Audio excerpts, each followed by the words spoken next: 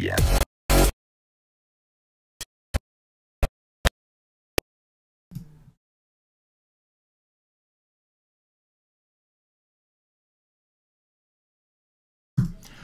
What's up, nation? Welcome to another edition of the Wise Take NBA DFS podcast.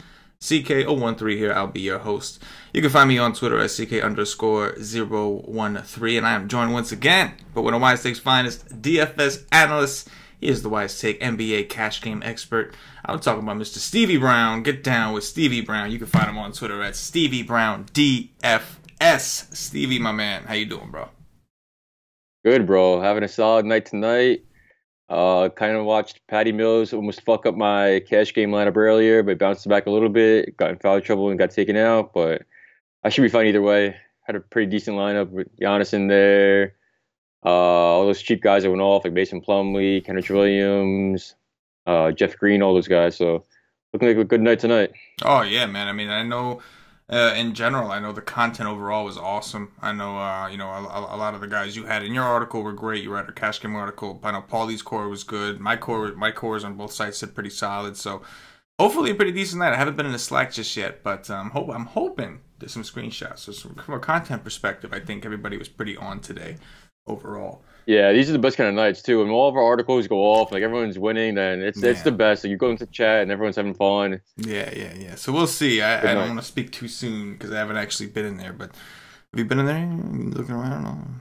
I popped in a little bit before. Someone was talking like you should have banked something if you put it in a different lineup somewhere, which is, I guess it's a good thing. But find out, man. End of the night by the show's stream's over. Should see hopefully some good screenshots in there. Yeah, hopefully. We always have, the members winning is just everything, man. The ones out there supporting, they're showing us support for what we do, and so it's always nice to see them win. Hopefully we get some screenshots, and always good to hear when our own guys are doing well as well. Yeah, that's a new one. I think I'm gonna keep that one. It's when you say a word and like okay, I don't think I was supposed to say it like that, but you already know you can't correct that. It's just something that flew out. So you're gonna say it again. So I've learned to like act like I like that, when really it's not that I like it, it's that I know it's gonna happen again. So rather than, you know what I'm saying? Like, now we all do the same shit though. We know what we're doing too. Yeah, exactly. Anyway, man, we have an 8-game slate to take a look at here and break down tomorrow. I'm going to cover the FanDuel while you cover DraftKings for us today.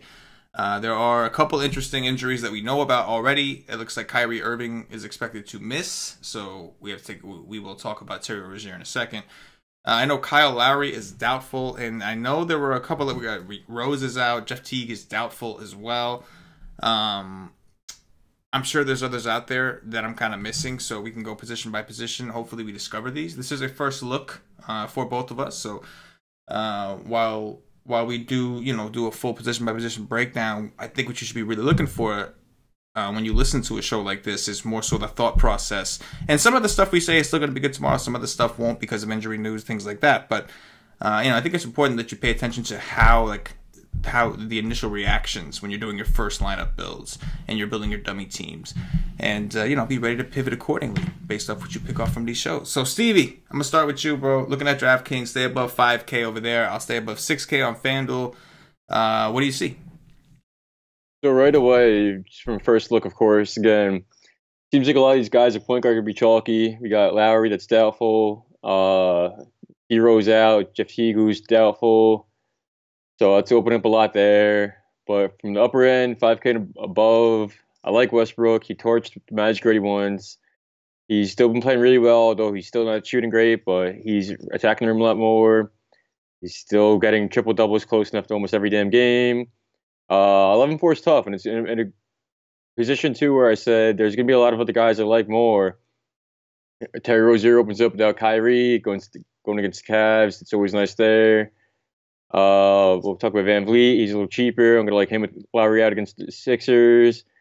Bayless, while the matchup's not great, he's been smashing it. It's unbelievable that he's a real thing, because who the hell would have saw this coming? But he's getting almost 40 minutes a game in some of these close games, and he's been performing well and not priced up. Like, I get it, the matchup's still tough, but he saw the same thing 2 games ago. So 43 minutes there and still smashed with like 50 DKP. I think that game won't go.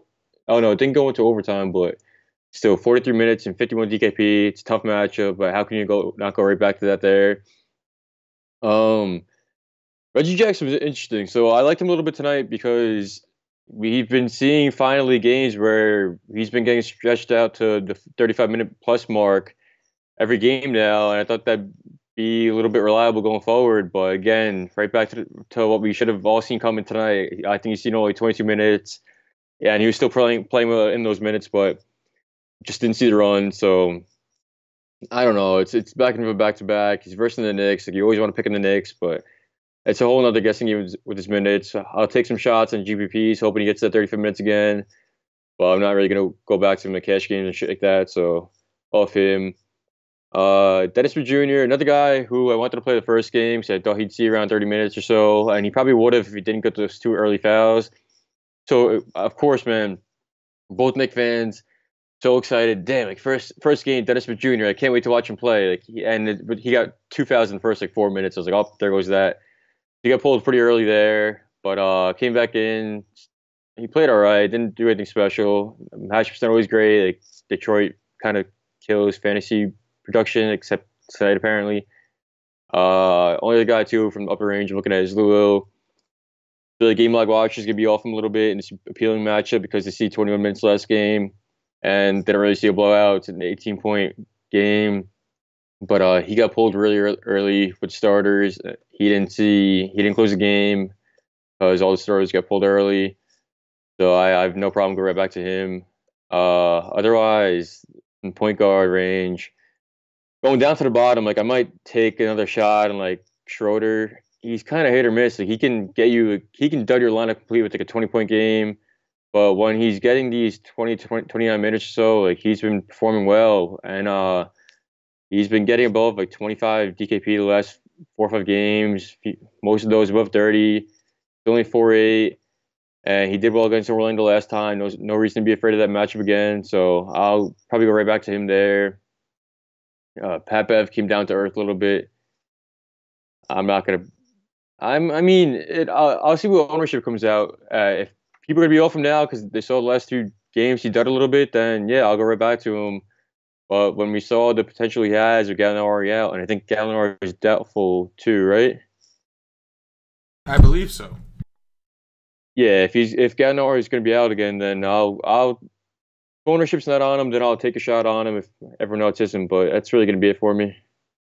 Yeah, looking over on FanDuel, Westbrook is, in my opinion, the clear spend up. If I'm going to go to the top, I think I do find a way to get Westbrook. He's 12K over here, but that's not anything unusual at this point for him or for Paul George. Well, 12K is a little high, but it's normally in the high 11s anyway, so it just looks worse because it's you got a different digit as the second digit, but. He's got great history against Orlando.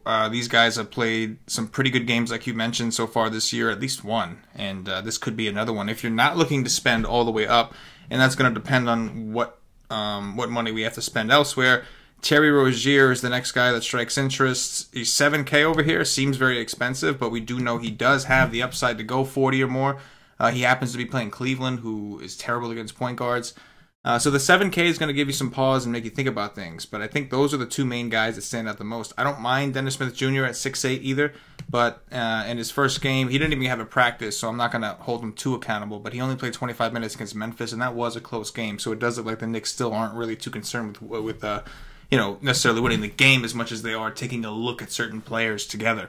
So I think that, it's just tough to go with 6'8", Dennis Smith Jr., who the matchup is fine, right, going against Reggie Jackson. It's just, if you got Terry Rozier for $200 more, who you know is in so much more of a secure role with Kyrie out, and you know he's going to play so many minutes, it just seems tough not to just roll with him. But those are the main 2 guys that I think I'm looking at. I don't mind Ben Simmons. I don't mind Dame. Like, there's guys in between. I'm not trying to downplay, them. But I do think that Wes and Rozier are just in the best spots as far as matchup and everything else goes. Stevie, take us down to value time at point guard. What you sit on there, bro? Yeah, so I hit on a couple of those guys. We see like Jared Bayless just about 5K.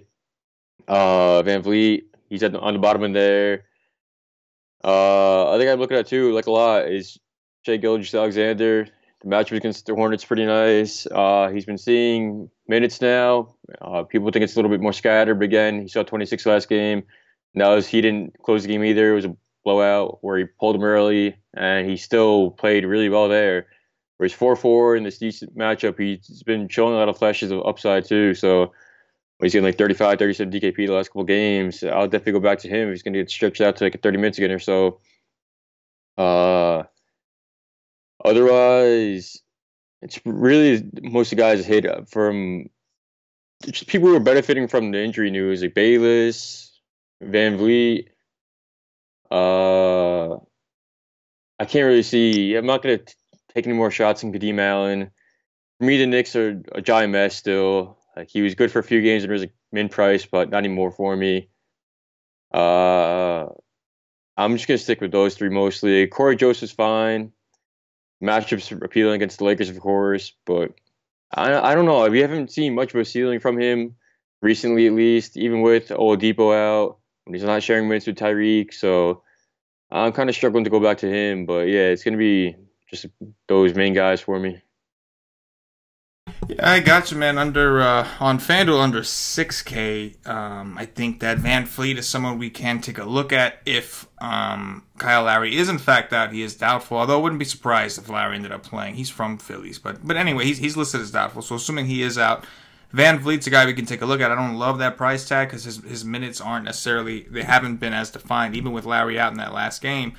He only played 26. I'm going to look in to see if that game was close or not. But it's kind of a stretch at 6K at this point. I think it's somewhat safe if Lowry's out in terms of floor.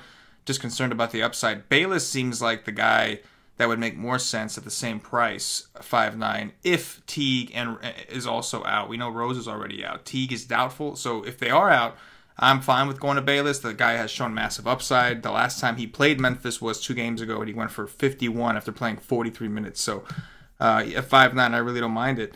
Under there's just there's punts, there's guys that like Sexton is kind of interesting at 4.4, not really in that price range where you would want to drop his price necessarily, so I don't love that.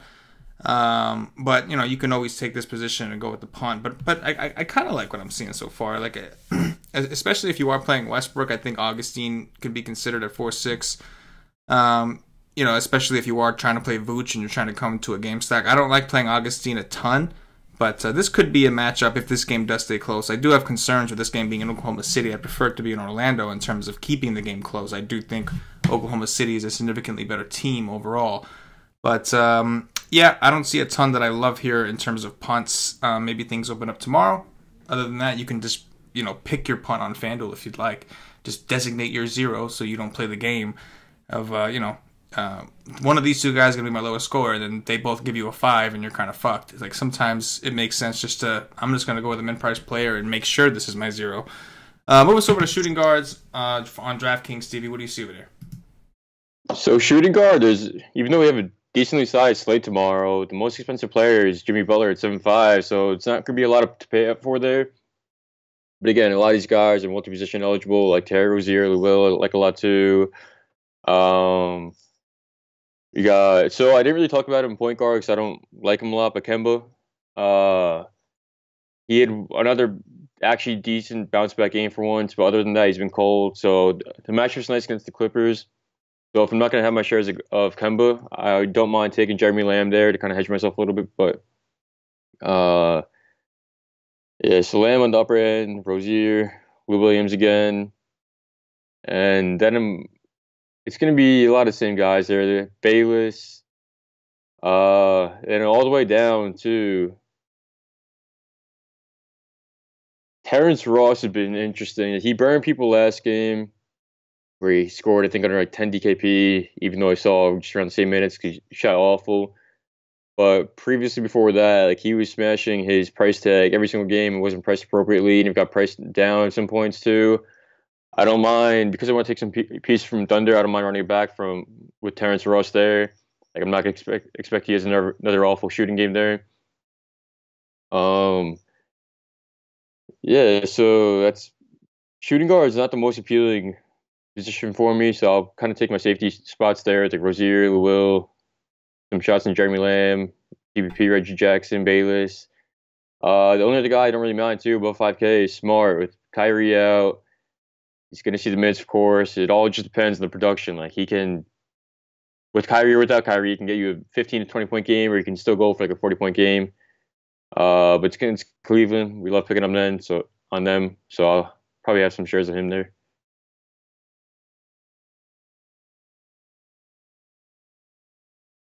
I think you're still muted, bro. Good call. There we go. Shooting guard on FanDuel, I'm not overly thrilled about. You got Jimmy Butler at top at 8-6 against Toronto. Not that I mind it, but I don't love it. Lou Williams is now 7-7 over there against Charlotte. I like the spot. I like taking wings against Charlotte. But 7-7 for a guy that just played 21 minutes, and that had to be a blowout. If Lou Will only got that little minutes, that game had to be a blowout. Either way, like I do like him. I just don't like the price. But in comparison to what's around him, I think he's my favorite right now between like Butler, him, McCollum, and even Wiggins. I do think that Alec Burks is interesting. I know they're playing Boston. Him and Clarkson both. I know I kind of went under the 6K, but fuck it. Alec Burks and Clarkson are interesting because Rodney Hood was just traded away. I forgot who they got in return. I got to look into that. But I know Hood's no longer with the team. Wade Baldwin and Stauskas. So we're going to want to see what their roles are. If for any reason those guys weren't available to play, if it took them a while to get their physicals done, whatever the case is, I think that kind of secures the minutes for Clarkson and Burks. And we know they do have upside. We know that scoring guards can do well against Boston. It's not something I'm over the top in love with, but something I think we can consider. Stevie, I'm going to kick it to you for DraftKings value. Going into value, Reggie Bullock, I don't mind taking some shots in GPPs where it's against New York. He's 4K. If he can explode for like a 26 to 30 point game, and it's nice at him. I'm sure we'll catch him for lower ownership there. Well, other than that, shooting guard as a whole isn't that appealing. Avery Bradley's priced down again, going all the way down to 3.7. He's been playing off the last two games, but we saw game environment, everything, where he saw a stretch of like 30-plus minutes, and he smashed that price tag. We got like 29, 26, 21, and he's playing really well. He's just not been shooting the last couple games and hasn't been shooting well. Hasn't been getting kind of peripherals, but there's a little tougher matchups against Toronto and Detroit too. Again, last game he didn't see the blowout minutes against Toronto, so I'm not going to be worried about the 22 minutes there. But where the game should stay relatively close, and I like this matchup a lot. I'll probably try to find my shares of Avery Bradley. We have some safer kind of higher floor, higher ceiling guys, like a K above with like Van Vliet, but I don't mind going to Avery Bradley where no one's going to be on him too. You don't really have to force yourself to put exposure to him, but if he lands on him because you get that salary relief, then that's fine. Yeah, so with Rodney Hood out, I don't mind taking some shots on those Cleveland guys. I normally hate playing them because there's so many guys in the rotation and no guy really takes over. David Nwaba, 3.6. Like if we hear like Stauskas and Wade Baldwin are going to play, maybe I want to take some shots at him. He kind of cracked the rotation again last game for the first time in a while. He was on the minutes limit too, coming back from the injury, but he's 3.6 going against Boston. If I can hear he's going up to 20 minutes again, I'll take a shot at him. He's been known to be a pretty good per-minute producer. Other than that, not really much else for a shooting guard for me. Yeah, coming down, I'm just going to go down to punt territory on shooting guard. I think that there's a couple interesting options. Damian Dotson is not a guy that I, like if I played him, it would just be for the salary at 3.8. Probably just play him and like envision him being your drop scorer, so I wouldn't play too many risky guys around him. I would just be like, all right, I think this is going to be my drop scorer, but I want to put a guy that has a possibility of doing well. Paulie did just text me. He made a good point. Cedi Osman, of course, is out too, so they may be a little thinner than I even initially thought. We'll have to analyze the situation. Yeah, we'll have to take a look at that situation tomorrow for sure. David Nwaba is 3.6 on DraftKings. He only played 15 minutes against Dallas, so I'm a little concerned about the minutes limit. He's another potential punt. Again, if you're playing him, I don't want to play too many risky guys with him because he's already risky enough, and I think you play it as if maybe he becomes your drop scorer, but shooting guard is like, it's not necessarily it's not like great up top, but there's some interesting guys in the middle. We talked about Burks, we talked about Clarkson. You had mentioned Marcus Smart's name, Dennis Schroeder, even Jaylen Brown, Terrence Ross. These are all guys that are in that 5 to 6K range on FanDuel, who are normally I wouldn't really look to that range. I like to go stars and scrubs, but because there's not a ton I see up top at this position, those are some guys that I think will be interesting to kind of mix in and out. Take us over to small forwards, Stevie. What do you see with it, bro? So we have LeBron is probable, right? After the whole rest situation. Yes, I believe so. Yes. I don't know, like Indiana's never a really nice matchup, of course, for fantasy perspective. But when he's priced below Westbrook and he's only 500 more than Paul George, even though he's been on a tear, I'm definitely have a lot of interest in him there too, because it's LeBron, and LeBron can take over any game. Like even when he returned, he played 40 minutes in an overtime game, which I didn't expect at all, and had like 57 DKP. So if he got rested last game, if he's going to see anywhere in like towards like 35 in regulation or so, I'll definitely like him a lot there.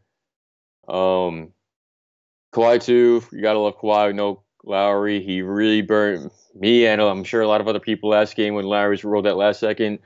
I late swap to him, and he burnt me a lot there. But he's priced down, and he loves playing in these competitive environments too. So I'm sure he's going to want to turn up a little bit against the Sixers. Could be Eastern Conference Finals preview. Tobias Harris too. Again, I like the matchup a lot here. People were looking at the minutes, and he didn't see blowout run last game. Without Gallinari, he's shown some nice upside. Like he's shown a few 50-point games. I think he had a 60-point game in there. If he has the kind of upside and he's going to get overlooked because small forward's pretty loaded here, we got LeBron, Paul George, Kawhi, Ben Simmons up top, then I might try to take a few shots at him, even though it's a little expensive there. Otherwise, up top, too, Aaron Gordon is priced way too low for my liking. I always say it on the shows every single time, but some DVP says to go against the grain, where it says like power forwards aren't great against OKC, but aggressive power forwards have actually done pretty well against them. So at 6'2", I like Westbrook a lot. I like Paul George. I'm going to want to run it back with a few of these guys, so I'll definitely have some 6'2" Aaron Gordon DK. Other than that, I'm not really seeing much else from the top end. How about you? Small forward. So Paul George certainly in the mix. I know 11.5 is not a price. I think it's a price that FanDuel players are kind of used to paying, and for good reason. This guy has been on a tear. I mean, he's putting up numbers that LeBron and those guys were putting up, and he's doing it regularly. So I think that at 11.5, I do like Paul George a lot. LeBron would be the next option to come down to. Familiar opponent. It's the Pacers. Normally one of the better defensive teams out there. Lately, not quite sure. They seem to be a little bit in disarray. I'm gonna want to check and see how they did today, and I'm not exactly sure. I know Sabonis was playing well early, but LeBron is definitely in the conversation. He's under 11, probably somewhat of a cheap price when you consider how expensive Paul George is. But as of right now, I think I'd try to find the money for Paul George. He's just been so much more secure. I do think Kawhi Leonard under him also an interesting play. He's coming off of a terrible game against the Clippers. They just really didn't need him a ton. Yeah, I think at 9.8 you can just kind of take a discount potentially and come down to Kawhi playing Philly in a game that should have a playoff type atmosphere.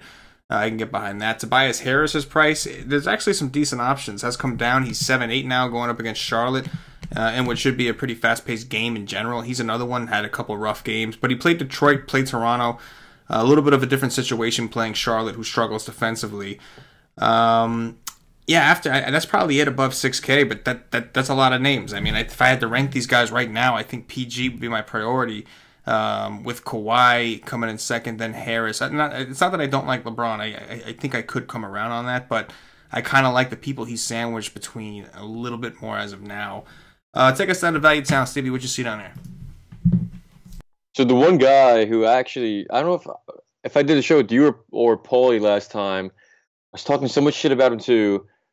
I said, I'm not playing 5K Jonathan Isaac because he has no upside, but play him because now I'm talking shit about the guy who's going to go for 40. And he literally went for 39 DKP that night. He's been on a little bit of a tear himself too. He hasn't seen below 25 in the last 4 games. last 6 of 7, and he's surprisingly flashing some upside. His rebound numbers are up, his stocks numbers are up, his scoring is just about there, but his minutes are creeping up towards the 30-minute mark, and in this match, I'm definitely gonna like that a lot too. So while I don't always love him, I don't mind taking some GBP shots in him there, just above 5K and DK. Terrence Ross, like I said last time, for shooting guard, same case there. Going down to Wes Matthews under 4K. If he's gonna get 28 minutes again with the Knicks, like he's not as bad as he was. Like he shot 1 for 7, he got 1 rebound, no assist, no blocks, no steals. Just didn't shoot well, didn't shoot at all. If he's gonna get 30 minutes and he's about 4K, I'll consider him too. Otherwise, I'm looking at Sixers news. It's Chandler's out and Redick's questionable, right? Yeah, he should play. I think he was out for rest, so I think he's gonna play. Yeah, it said the reason he sat out the last game is because he played 10 consecutive games, so I think they were looking to rest him. But technically, they have him listed as a game time decision. I think he'll be back though. All right, so that kind of takes me off like any of those Philly shots down there. Yeah, so CJ Miles caught fire last game.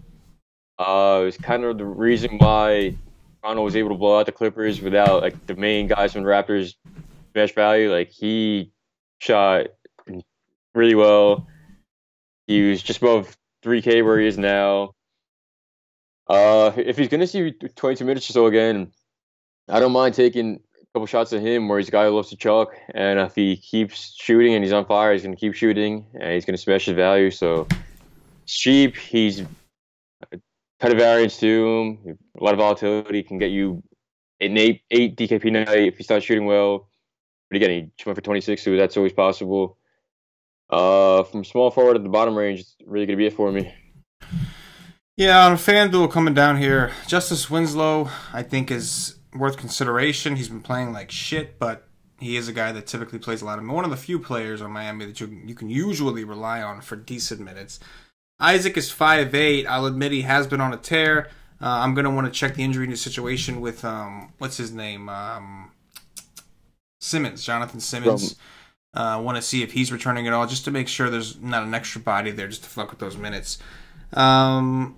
JJ Redick, I actually don't mind, but the problem here is like around the 5K range, the guy that I feel the most comfortable with is Kevin Knox at 5'1", playing Detroit, and that's just the minutes thing. Throughout all of this, before the trade bullshit, after the trade bullshit, Kevin Knox's minutes, as long as he stays out of foul trouble, have been relatively high. In fact, over the last 2 games, he's played 40 and 35. He did play 27 against Dallas, but before that, he played 34 against Charlotte. So I think he's one of the few Knicks, and it makes sense. He's a rookie. They're trying to get him play time. They're trying to go young. That I feel a little comfortable with in terms of minutes, and I say a little because I'm never going to feel totally comfortable with a Fizdale coach team right now. But at 5'1", just on minutes alone, he's going to be on the court so much. Yeah, he's got somewhat of a low floor, but I also think we know he's got massive upside if his shot is falling. And 5'1" on FanDuel just seems like a pretty reasonable price for a guy that's getting that many minutes, assuming that's what he's getting. After that, I think you're just looking for a solid punt, and I think CJ Miles is in that conversation going up against Philly. It is a good situation for a guy like him, a shooter. But there's you know what you're doing. If you're punting it, you know what the deal is. Like if you're playing a guy like him, you're playing, again, you don't play too many risky guys together too much because they all give it to you at 5 somehow and screw you. Only one of them shits drops, so you don't want to get too crazy. Move us over to power forward, Stevie. What you see over there? So power forward, I'm gonna like Blake a lot. 8'8", going into the Knicks. He always loved targeting. He's been seeing a boatload of minutes. He's been seeing just around 40 minutes every single game. And he's been feeling a stat sheet too, where he's just below 9K against the Knicks. I'm gonna love that a lot, and that's pretty obvious. I'm sure I'll be chalking tomorrow too. And then Al Horford, no Kyrie. He's actually been playing really well regardless. He still hasn't been priced appropriately. It's a center against the Cavs, and I'm gonna like him a lot too. Power forward eligible too. Other guy too I'm looking at right now is going to be Tatum. He's 5'8", where people don't like to play him because he seems to be the safest guy, but also not the most volatile guy, where it doesn't benefit you because he doesn't have that nice of a ceiling. But he's cheap enough where if he gets you like 38 DKP in this nice matchup, like that's fine. Like people think like they see like just below 6K, they think like 40 plus. Like yeah, it's a nice of course, but like you like 38, 36 or so, that's still over 6X. Like that's fine if it's filling out a roster for you. Otherwise, bonus like he smashed today in a really appealing matchup and still didn't see a minutes increase. He still saw around the 25-minute mark. It's a really similar matchup to where if he is going to show any kind of upside like he did today, like I don't mind going back to him at a cheap price tag too. And I always say the best way to mitigate variance or volatility is to play guys at the cheaper price tags. And when he's 5'6", going against the Lakers there, I'm going to like him a lot. That's really it for me on the upper end there. What do you see there? Yeah, Blake Griffin headlines the position, I think, at 9-2. Always a risk playing. I know they're on a back-to-back. Still a risk playing, any stud against the Knicks, not from a term of matchup. They're all in great matchups, just in terms of will the game stay close enough for these guys to ceiling out. The game was a blowout today, so I know that Blake and Drummond, they really didn't play a ton. So I do think it's okay to go back there if you can find the money to afford them. And I do think that Blake, by far, has the highest floor and near any, as far as like anyone around him. But the rest of the options are interesting. Montrezl Harrell 7-2, playing Charlotte. I do believe Zeller is supposed to be back, but I don't expect that to make too much of a difference in terms of matchup. They've been terrible against bigs all year with or without him. The Ibaka-Siakam situation is always fun. It's going to be a competitive game, so I do feel like I want one of these guys, and I kind of lean towards Siakam in this particular spot, just assuming that Ibaka is going to be privileged with covering Embiid, and I think Joval's lingering. I don't think he's going to play. I don't think he's ready yet, but he just came back to practice, so he's kind of lingering. I'll have to keep an eye on that situation, but I think I would lean towards Siakam. You mentioned Aaron Gordon. This is a very good price for Aaron Gordon. This is a pretty good matchup. I think power forward is one of the positions you can attack Oklahoma City with. Larry Nance is someone we should probably discuss with Cedi Osman out. He's been playing well. He's still not getting a ton of minutes, and the matchups were a little softer here against Washington and Dallas. Dallas without DeAndre Jordan. Now he's going to Boston. Boston is a good defensive team. However, they do struggle against bigs. So I think that this is an interesting spot for Nance as well. You had mentioned Sabonis. Again, it's not bad. There's some options. The problem is they're all really tight, both in price and situation. But I think Siakam is probably one of my favorites in this range if I don't go all the way up to Blake Griffin, and I always like Montrezl Harrell, so those are probably my favorites right now. Take us down to Value Town, Stevie. What you see down here, bro? Yeah, so the first thing that's really popping out to me too is Kelly Olynyk. He finally not just cracked the rotation again where he's seeing more than 5 minutes, but he's been playing big minutes like 30 or so, and he's still below 4K on DK. He saw over 30 DKP in the last two. The matchups are right against Portland. But if he's going to be that cheap and playing that many minutes, you have to like the guy a lot there. So I'm going to have a lot of interest in Kelly Olynyk too. And I think it has to do with a lot with like Derrick Jones Jr. being out. So kind of gives him a little more security there.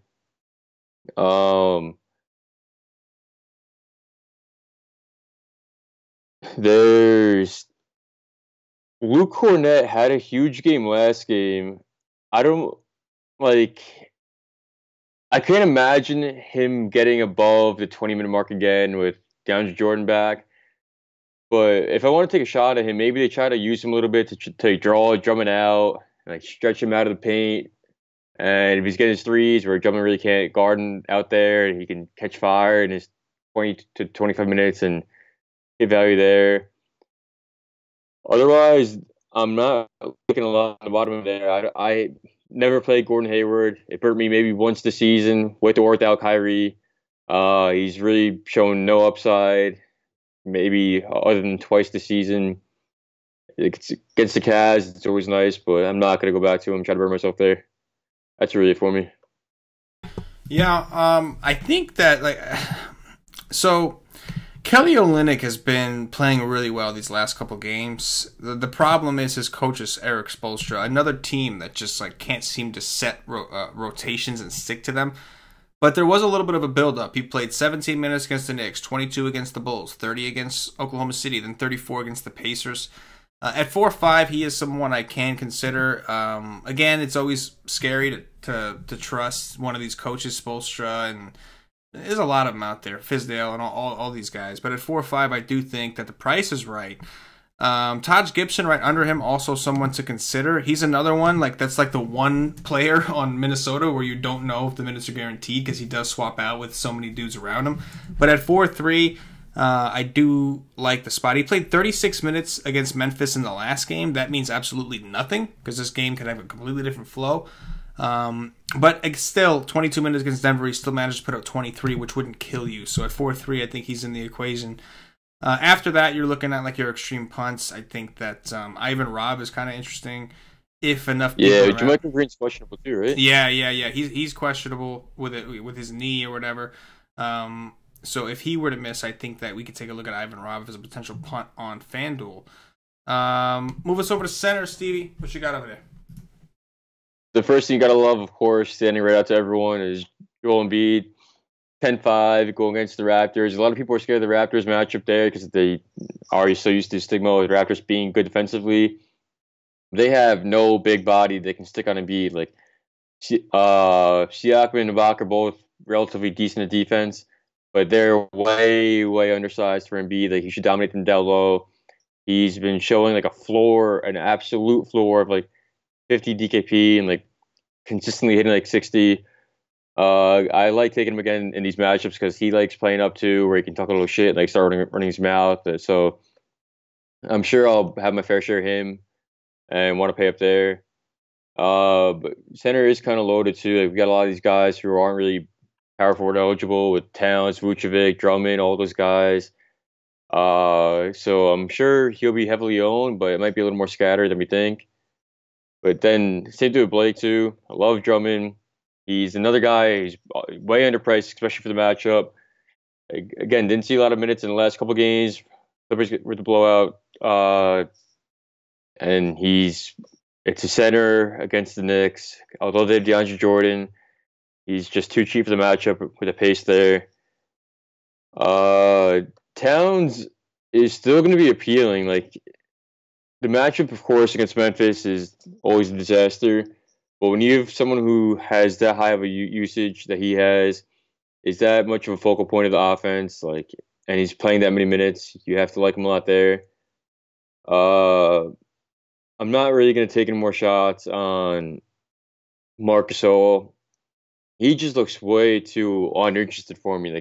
If he burns me, he burns me, but he showed a floor game the other night of 22 DKP without Conley. And he's just another guy. He sets his screens, looks for his rebounds, but he doesn't really show that desire to me. So I'm kind of off him a little bit now. But otherwise, if Nurkic plays, I'll probably like him a bit. I think he's priced fair enough where he can have a nice ceiling there, even against Whiteside. He's finally priced down a little bit. That's going to be it really for me on the top side. Yeah, Embiid is the ideal if you are going to spend up. I mean, he's become such a safe-ish kind of play, especially going against Toronto, a team that has struggled against bigs all season. Joval is technically a game-time decision, but I think he's doubtful. He would make a difference for me. I guess how much could we expect him to play? Either way, I don't think he's playing anyway, so I do think it's a phenomenal spot for Embiid. Karl Anthony Towns, kind of interesting. It didn't work out well the last time he saw Memphis, but we do know Memphis is one of the worst rebounding teams out there, so he could certainly bounce back. Vooch, if you're into that game, is also someone I could consider. I think I would prefer Gordon as of now. Just a little bit concerned with Steven Adams down low. However, I do know that Steven Adams it's not going to be an easy job for him. I mean, he does not like to cover the perimeter, and that is something that Vooch does very well. In fact, the last time Orlando played them, Vooch did go for 53, so I think he's kind of interesting in terms of trying to save some money. Drummond, of course, we could do that. DeAndre Jordan, nobody's afraid of. Nor Mitch Robinson or Luke Cornett or whoever else they got there. Even God Mode, Mr. Cantor. Nobody's afraid of any of that. Gasol, man, wow. That guy really shit the bed when when Mike Conley was out. The minutes just haven't been there. So against Charlotte, he played 26 minutes, and that was a close game. Conley didn't play that game, I believe. And then against the Knicks, 31. So it just seems to me like, I know Gasol and Conley are both on the trading block. The trade deadline is Thursday. It seems to me like until they know what's going on with them, they don't want to get them hurt. And so they're kind of monitoring their minutes to a degree. So under that range, I really don't see a ton that I really like, at least above the value realm. So I think that right now, center, like paying up for center, seems to be the ideal spot. Or maybe we'll find some punts in value town. Stevie, what do you see down there? This is just, of course, contingent on Nurkic, who's questionable. But Myers Leonard, if he's gonna see 25 minutes without Nurkic, like you gotta love him at 3.5. And otherwise, when there's so many appealing centers that I'm sure going to be paying up. But if Myers Leonard gets the run with no Nurkic, then you gotta love him a lot. We won't know that probably closer to lock, so keep your eye out for that. But again, Olynyk there. I don't mind either, too, taking a shot on one of these Hornet centers, being Hernangomez or Biyombo, just because we know how dominant centers are, aggressive centers are against the Clippers. Like, this game could go completely small. We see, like, Marvin Williams play the 5 against Montrez. But if we see some, like, Biyombo or Hernangomez catches fire early, well, the only thing, Stevie, Cody Zeller is actually probable for tomorrow. So he's supposed to be making his return. Probably, I thought I saw. Okay, then. Yeah, regardless, I'll still. I'll go Zeller then. If you don't hear any minutes restriction on him, he's cheap enough where you showed some upside too earlier. He's going to be safe again. How much is he over there in DraftKings? He's 4K on DK. Wow. Oh, wow. Against the Clippers. He's 5'2" over here.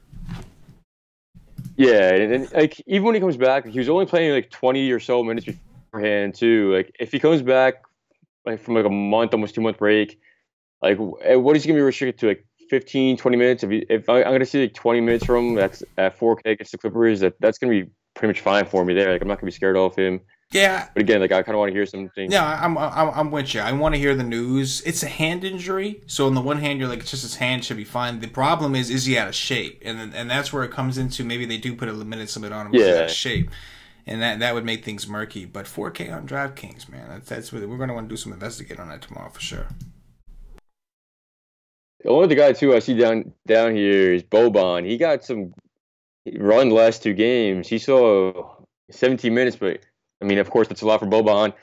And he smashed both those games. Of course, if he gets anything above like 10 minutes, he's going to smash his price tag. So I might want to take a few darts there. Would I ever play that in cash? No, but he's a good GPP option, I think.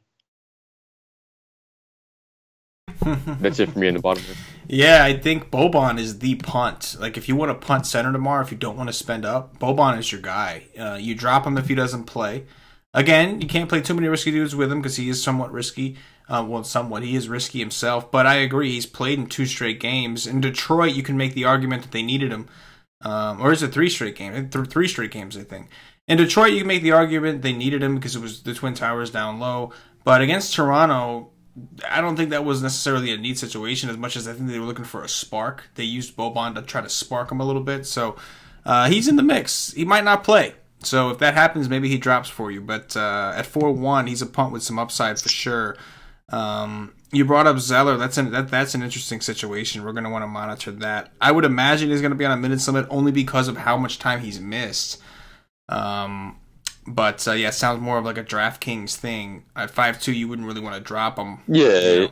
And that's the whole thing. He's 4K on DK. Like you never saw anything above like we saw like typically just over 20 minutes or so anyway. Right. Like what kind of restriction can we really see off a hand injury? It's just gonna be the conditioning thing that's gonna be scare us off. But if we hear like 20 minute or so, like almost fine playing him at that price tag too. Yeah, no, I hear you. The only issue is like what you're sacrificing in terms of you can save the money and punt it all together with a Boban, or just go to the top and with a Vooch or an Embiid, somebody who has the potential to go 50 plus. Interesting. Yeah, there might not be a need for him too. Like where you want to definitely go for Embiid, like that's fine. I'm sure he'll be going a lot there. Blake Griffin on DK's center eligible, Drummond there, Right. and if Nurkic is out, like you don't really need to force yourself onto Exceller when you got like Boban still, Right. and you have Myers Leonard down there. Like I said, if Nurkic is out, so Yeah. he's someone who grab like 2%, but like there's more viable options out there. Yeah, absolutely. That's going to do it for the position-by-position breakdown. At this point, I'm going to remind everybody, if you haven't already checked us out at wisetake.com, I recommend you get over there and see what we got. We are a DFS content provider. We are also a DFS community. We do articles for cash games, tournaments. We have cheat sheets for you guys to build lineups in a hurry. I give up my core plays every day as well. Stevie does our cash game stuff, gives you a cash game core, and then gives you some supplementary plays to consider around it. It's just an awesome article altogether to help you with those 50-50s, double-ups, head-to-heads, even single-entry tournaments. You can also find Stevie and all the guys in the Slack chat. That's for monthly memberships or higher. That does not come with the day pass access, but it is the full community right there, man. Those guys are in there helping each other out, learning every single day. Stevie and Dan are in there all the time. The rest of the guys fill in when they can. We'll try to be in there a little bit more. Busy time right now when one sport ends, a couple other sports starting up. Speaking of which, we have NASCAR coming up. I think like next Wednesday is the first actual NASCAR Y stream. I think there's like some kind of event on Thursday. But that's it. After that, it kicks off strong. Tommy SB back in the building. You guys saw him hosting last night. He'll be grabbing the expert chair this year for NASCAR, so make sure that you guys stay tuned for that. The details for the NASCAR package will be up. If you have all sports, you're covered. If you don't have all sports, we will put up the season passes. And, of course, you can go week to week if you want to try it out. So make sure you're following the WiseTake Twitter at @wise_take. That's at @wise_take. By the way, Steve, you got to fix on your profile, bro. You've got at WiseTake right now without the underscore, and it's some suspended account. It's not me. I don't know who did that. But Twitter? yeah. I don't know who made WiseTake first, but somebody made an at WiseTake without spaces, and it's a suspended account, and it's just a terrible, terrible look. I'm gonna write Twitter and ask them, can you please? Yeah, I just looked too. But anyway, follow the WiseTake Twitter at @wise_take to make sure that you're up to date with the latest promotions. We do all kinds of contests, promos, all kind of stuff from the Twitter, the Facebook as well. We're building up our Facebook. The Facebook presence is kind of pathetic, so if you're watching on Facebook, please help your brother out and just like the damn thing. We got to build up our presence over there. Twitter and YouTube, we're growing. Facebook, not so much. We got to figure out the sauce to that, the secret sauce to that recipe. Anyway, guys, get yourself a day pass. Try it out. $2.50, all it costs. You won't get the Slack chat, but you get all the actual content we do. We do a live stream 2 hours before lock after we've done our research. I mentioned the articles from Stevie, myself. Cash, I believe, is writing one tomorrow. For tournaments, Paulie does the cheat sheets. I'll do the core plays that I do as well. But come check it out. $2.50. You like what you see? Get a monthly membership. Go higher. Get access to the Slack chat. Pays himself off in that day alone too. Boom. A lot of good feedback. All right, Stevie, let's do some top threes, and I'll let you run, man. Who are your top 3 point guards tomorrow? It's going to be Bayless, Van Vliet, and Rozier. I like it. I'm going to go with Westbrook, Rozier, and Bayless for now. Shooting guards. Sorry, give me 1 sec. My thing's frozen now, of course. Not let me go over. No problem, bro. It's all right, go ahead with your top 3. I'll get mine in a second. All right, I'm going to go, again, I'm speaking FanDuel, Stevie's speaking DraftKings. I'm going to go with Lou Williams. I'm going to go with, let's go Jordan Clarkson just to be fun. And is there, no, I'm going to stick to the top and go with, I'm going to go with his teammate Alec Burks. One of them motherfuckers should do well. What do you think? You ready? And we're good now. All right. I have Pat Beverly, Terrence Ross, and Shai Gilgeous-Alexander. I'm with it. I'm going to go with Paul George at small forward. I will go with Kevin Knox and CJ Miles as the punt. What you got? For small forward? Yeah. LeBron, Paul George, and I'm going Aaron Gordon there in small forward. I'm with it. Power forwards, I will go with Blake the Snake. I will then go with Pascal Siakam. And then let's go, I guess I'm going to have to say Kelly Olynyk, which comes with extreme risk, so everybody beware. What do you think on DraftKings, Stevie? Kelly Olynyk, Blake, and I said I like Tobias Harris a lot, so I'll go with him. There you go. I'm going to go with centers, Joel Embiid, Nikola Vucevic, and Boban as the punt. Wrap it up with centers. You got to have Embiid at your top there. So I'll go Embiid, Boban, and I'm going to go down to that Charlotte center, whether it's going to be Zeller or one of Biyombo or Hernan Gomez. Boom. I'm with it. I'm loving it. And that is going to do it for the Why Take DFS podcast. If you're watching on YouTube, please click that thumbs up, that like button, subscribe to the channel. If you're watching us on Facebook, give us a like and a share. And seriously, share it. Like tell your friends. I think the problem is people don't realize we're there. And we are trying to make sure people know we're there, but Facebook is so huge and there is no excuse for us to have that little following. And Nation, I'm asking y'all to step it up. A lot of y'all follow us on Twitter and all these other things, and I know y'all got Facebook too. So do the right thing and go over to the Facebook page, facebook.wisec.com, and give us some likes and all that goodish. If you're watching on Twitch or Twitter, give us a follow, give us a retweet, and if you're listening to us on Podbean or iTunes, give us some 5-star reviews. CB, anything in closing before we get up out of here? It's going to be it. We want to see those screenshots tonight, tomorrow night, any night. Shout us out. There you go. For Stevie Brown, for myself, the entire Wisec Nation, as always, good luck. Yeah.